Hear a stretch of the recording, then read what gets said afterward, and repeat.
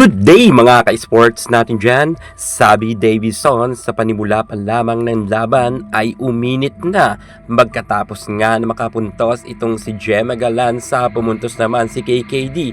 Pero alam nyo ba na tatlong sunod-sunod na puntos ay galing nga kay Savannah Davison, kung kaya nakaungos nga sila ng 2 puntos kaagaran.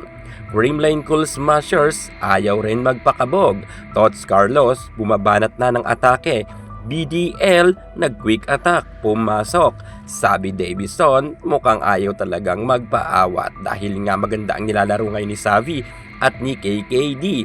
Bardagulan ng dalawang team na ito mas lalong umiinit sa set 1 pa lamang. At bago nga magtapos ang first technical timeout ay nakalamang nga dito ng 2 puntos ang PLDT. Naghahabol ngayon ang Creamline Cool Smashers. Ito na nga ang sinasabi ko mga ka-sports natin dyan, kinakailangan nga magdoble effort ng Creamline Cool Smashers at sipagan nga nila ang pag-vlog dahil sobra talagang napakagaling ni Savannah Davison. Mainit na mainit talaga at malulutong ang palaw ni Savi, kung kaya napa-time out na nga dito si Coach Sherwin Meneses. Nakalamang na nga ng 4 na puntos ang PLDT. Naghahabol ang Creamline Cool Smashers. Grabe talaga ang PLDT. Mukhang handang-handa rin sila makipagsagupaan kahit nga sa pagbabalik ni Andy Fons at ni Tots Carlos, Gemma Galanza at mayroon pang Jennifer Nierba at G Amazing. Handang-handa ang PLDT. MB Fons nagpakitang gilas na sa kanyang mga atake. May connection na nga siya kay G Amazing. Tots Carlos, napakaganda rin ng kanyang drop ball at hindi nga ito nakuha ng libero ng PLDT. At ang 4 na kalamangan nga kanina ng PLDT ngayon isa na lang, kung kaya napa-time out na nga dito si Coach Raldrica Fort sapagkat dumidikit na nga ang Creamline Cool Smashers. Magandang bardagulan.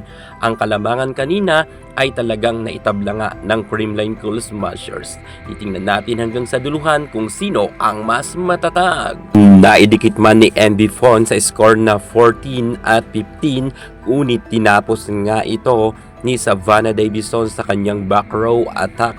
Puro kay Davison nga ang mga set ng Kim Fajardo natin, kung kaya talagang pumupuntos.